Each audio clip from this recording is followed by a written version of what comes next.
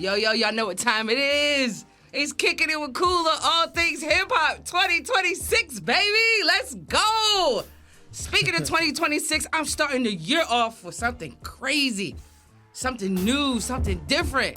I got Jeck, the General, in the building. Tell him who you are, my man. Man, I'm the Chip Tooth Wonder. Not the Chip Tooth Wonder. Mellow Yellow, the Happy Pimpin' Fellow. Jeck, the Generale, you know what I mean? General Jeck, General Motors. General Motors. Why General Motors? Hey, man, because I'm behind the wheel about the pill.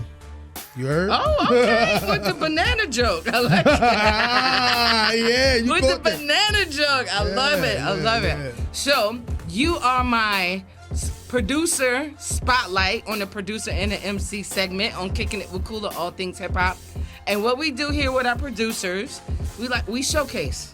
Because I'm madly in love with a producer, now I understand the intricacies that producers go through. And I have a unique and different look about what y'all do. So I think y'all should be highlighted more, because as a lyricist, I need that beat.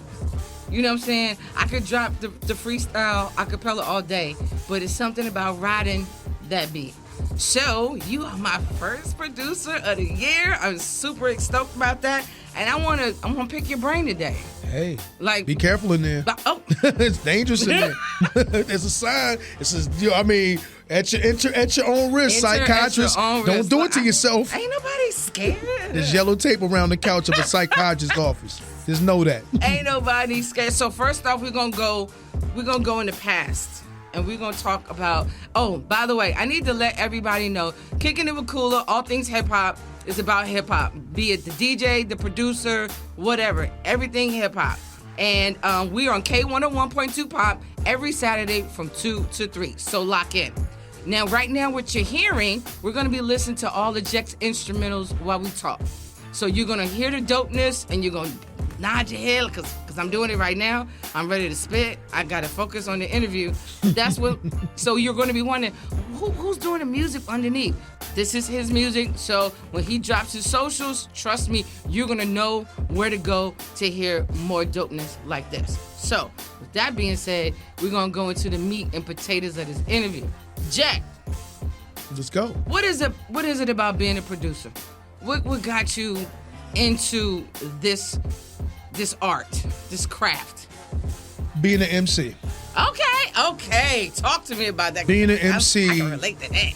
Made me have to facilitate a sound. So I was like, early me, rapping, listening to some of the people that I really looked into. I was like, I'm from the DMV. I'm influenced by go-go music. Okay. I'm influenced by the East Coast crazy. So I'm like a kid that was made out of both. My family, I had, an uncle that rapped named Count Kula. He never had production. Okay. He rapped kind of like over whatever he could find. And then my uncle was a DJ and a producer. Mm-hmm. So I was around it, and I was just intrigued while I'm writing my little raps and trying to figure out what to do. And you can't just beat on lunch tables and beatbox forever. Right. I always had a love to play the keyboard. So that's kind of what really kicked it off. I had a Casio board first, my mother bought. And then I used to play around on my stepfather's turntables learning how to scratch. Okay. And I made pause tapes. DJing. I made pause tapes. Okay. And listening to DJ Iron and Quicksilver and you know what I'm saying, and Funk Regulator, CeeLo, rest in peace. Like all of that like gave birth to where I was going with it. And I didn't really think I was gonna be a producer. Ever. I was always an underground rapper. I wanted to battle. I stayed in that space. And then one day after I graduated, like, I felt like, man, you know what? I'm going to start making beats. I'm going to start playing with it. So I was trapping at the time. Let's be transparent. I went out and bought a little board and started playing, and it wasn't enough. Like, at first it was cool. I was trying to take beats off of, like, video games.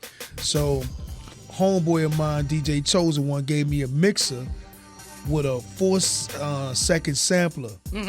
So then I got a karaoke machine, and I started looping off of the sample in the karaoke machine and the keyboard. And next thing you know, I'm sampling everything. Okay. 70s movies, VC. I like the VCR tape sound because it was I could adjust the tracking and make it sound warpy, kind of like what you hear everybody rapping over now. Right. I did that then. This is the 90s. Okay. I did that, and I'm like, wow, what I did then is now it. It the thing to do now. Yeah, and I'm like, and people used to tell me, oh, that's not how you do it, and they comparing, the Pete Rocks of the world, and you know what I'm saying. People that come from that, they listen to what I got and telling me that's not it. But these are the same people that love that now. And I'm like, wow. But you were ahead of your time. But they said that about my raps. You were ahead of your time with your raps. Yeah, so it all made a culmination of making me want to produce more. So I became intrigued. I went to a pawn shop one day and they had a SP808, a Roland XP60, a Roland VS880. And I said, I'm buying all of that. You just sound like a math equation to me, but I get it. I understand those are the names. That was a sampler. I was doing division in my head, though, but go ahead. the SP808 was the same machine that the RZA used to record the 36 chamber and produce with. So I bought that. The VS880 is a track recorder, and the Roland XP60 was a keyboard. So nobody showed me nothing. I would just lock in and practice playing with the stuff, and everybody thought I was tripping. They at the club, I'm cutting up bags, wearing out work, and locking in doing this.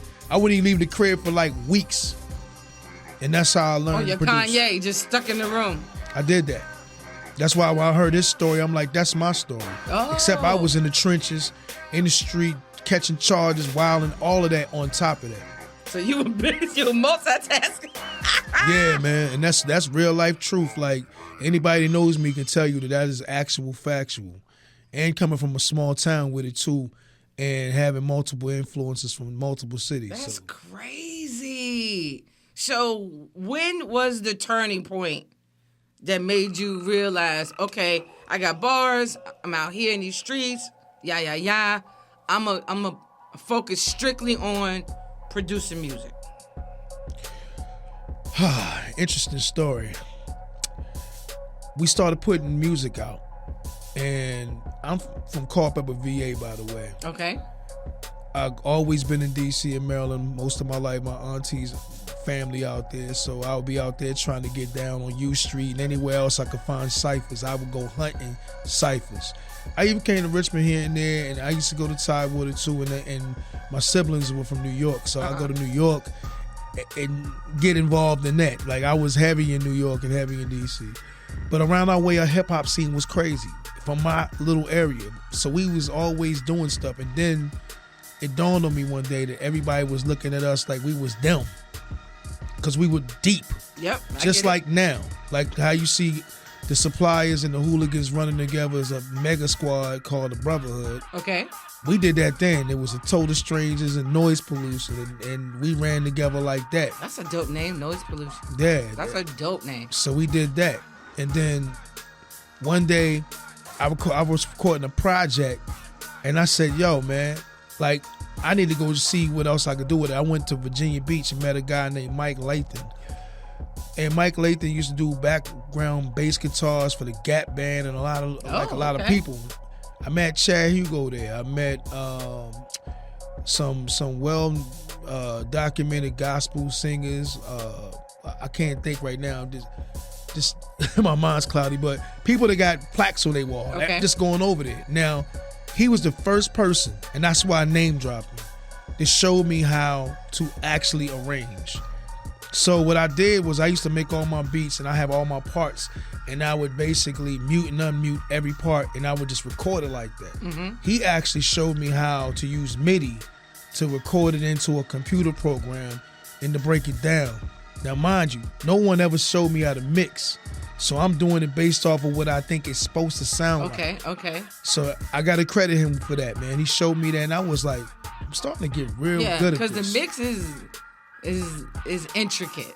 Very, and I didn't realize how many levels it is to making sure the mix sounds good. Absolutely. The reverb and the layering and the fade outs and stuff like that. It's crazy. It's a lot. The limiting and compression is pretty much the foundation, the groundwork, and the glue that puts everything in perspective so that you hear it across the board.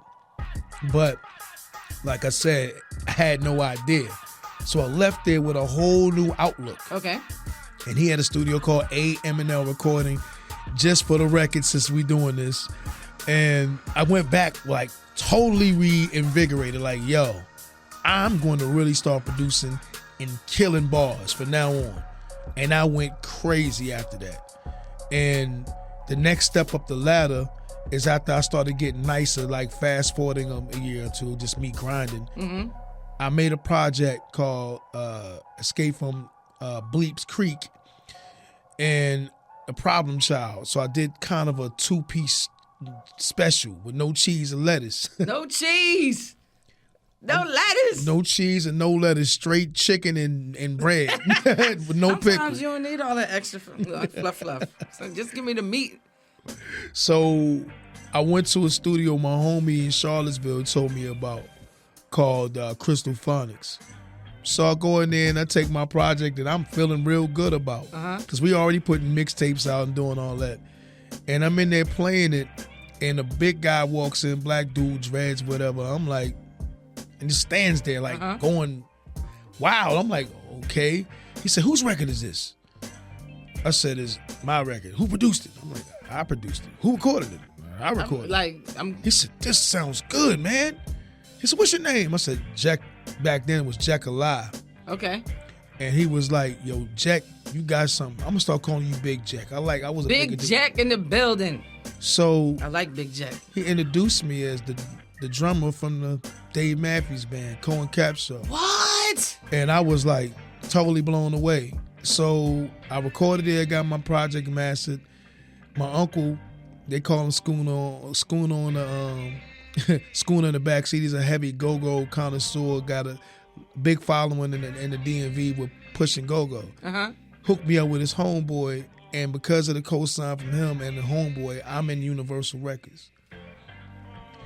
And that's crazy. The craziest part hasn't hit yet.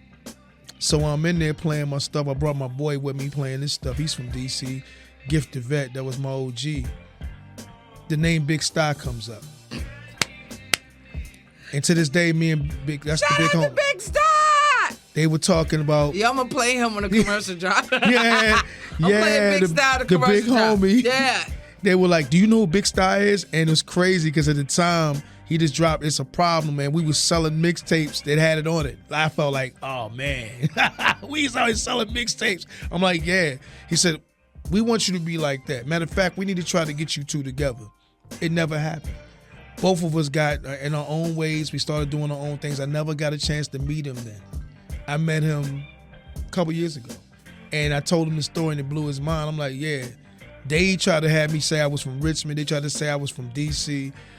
And then they told him the same thing, like trying to claim territories.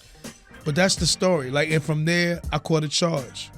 I went to prison. And for 5 years, I had to contemplate. And the A&R that was cool with me from Universal used to own Feds Magazine. His name was James Eichelberger. And he kept cool with me for a while, but you know, life be lifing. Yeah, so I had to restart. Dang. Yeah, that's the story. That's crazy. All right. Well, we're going to take a break. We coming back with Big Jeck, because that's what you are to me now. Big Jeck is in the building.